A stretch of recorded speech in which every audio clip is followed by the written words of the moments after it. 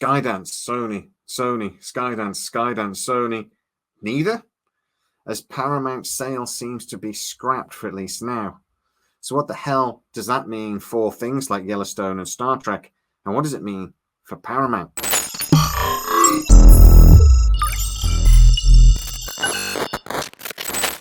So yeah, the sale's been scrapped, at least for now.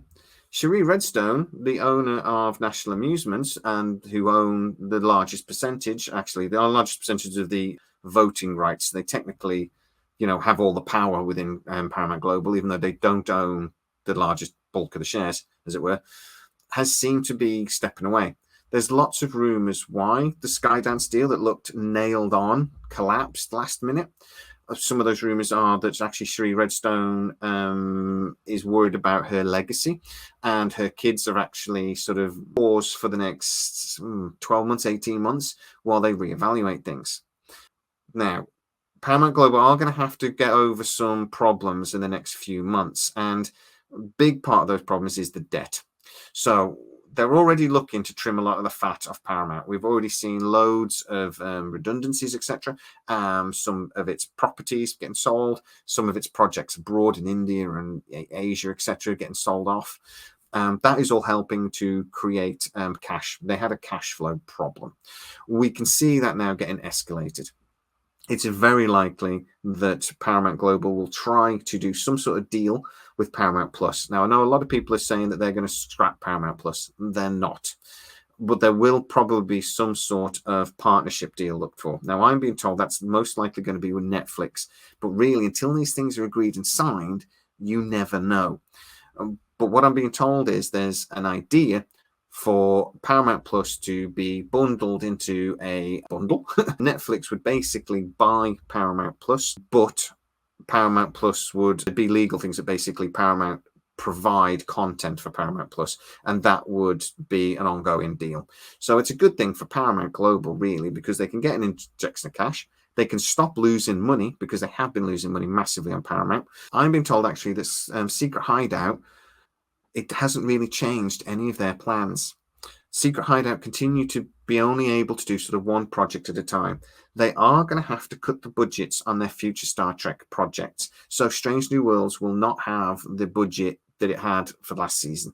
It will be cut by anything up to 30%. I am being told as well that if season 3 doesn't do as well as... I'm also being told, though, that Strange New Worlds, there are people at Paramount that don't think it should go beyond season 3. They may get a 4th season, but Secret Hideout have apparently planned out a 5-season run. I don't think it'll go beyond that, personally. Star Trek Legacy, though, come on, that's what we want to hear. They are cutting costs for Star Trek. I think that's one of the main reasons why Lower Decks is going. I also think that's why they moved Prodigy over to Netflix. Because, again, lower money, lower outgoings, get someone else to pay for the show. It probably won't get a 3rd season, though, unless Netflix really insist upon it. We probably won't get another animated series, is what I'm being told, but Secret Hideout are looking at a few ideas. After Academy, though, we will get an announcement on Star Trek Legacy. Secret Hideout can only do one thing at a time. And it's a bit like one of those songs when we were kids, when you sing the first bit and then somebody sings the next bit, but you start the next bit. And it's like, I think we used to call it a round when we were a kid. London Bridge is Falling was the one I remember. But there's basically 3 bits to making a TV series. There's the pre-production, the writing and all that. There's the filming, and then there's the post-production. Basically, projects move through that line like a car being built at a production line.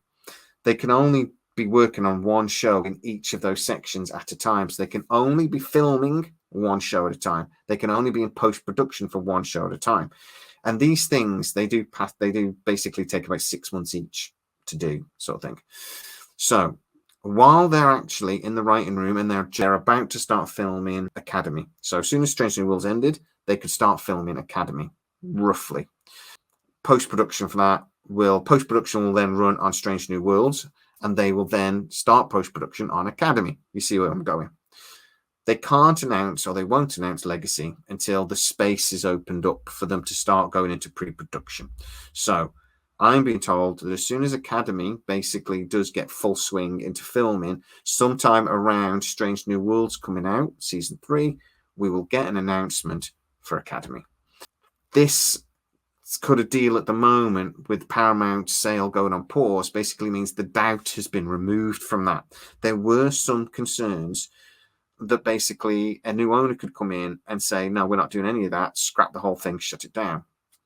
This deal, or this collapse of a deal, basically means that Secret Hideout are going to be allowed to continue along their plans for the next 18 months. And it also makes it more likely that they'll get an extension to their current contract. Now, I've talked to you guys about this before, that I was actually told that Secret Hideout was very at risk when Skydance were coming in, that Skydance basically did not want to continue with Secret Hideout, that they probably would have let the current contract run down and they wouldn't have renewed it. Obviously, Paramount Global probably won't do that. The deal that currently is running, I believe, runs out in 2025, so towards the end of next year. The chances are it will be renewed. But I am told as well that there are clauses within that contract that would allow it to be extended without any need for massive renegotiations. So basically, it's going to be same as. We're going to have sort of a little bit of a treading water scenario with Star Trek, in that while Paramount are waiting for new owners, they'll allow it just to tick over as it is. Now, I know there's going to be a lot of people that really don't like Alex Kurtzman. They're going to hate that. But I actually think Star Trek as a whole has been getting better. Paramount Picard season 3, brilliant. The second season of Strange New Worlds was a bit, but as a generalization, Discovery season 5 was better than anything else. The end was a bit flat, but it was better. I could see Star Trek moving in the right direction for me. I am very concerned about Academy, but I'm going to give it a chance. Open mind and all that. But I'm very concerned about it. I've told you guys before. So let's again see what happens. So Legacy, at about the time Strange New Worlds comes out, which I believe is supposed to be the end of this year, early next year, I think that's when we'll get the Legacy announcement. And that really is just more likely now with this news that the sale isn't going through. The doubt has been removed. But guys, again, tell me what you think. Does that make sense to you? Is Legacy still, you think, very much on the plans? That's what I've been telling you, but it takes a long time. Or do you think actually the Star Trek is dead and should be killed, and actually, you know, there is a possibility that Paramount will just not renew Secret Hideout's deal and do something completely different with Star Trek? Would you prefer that? Get into the comments to tell us.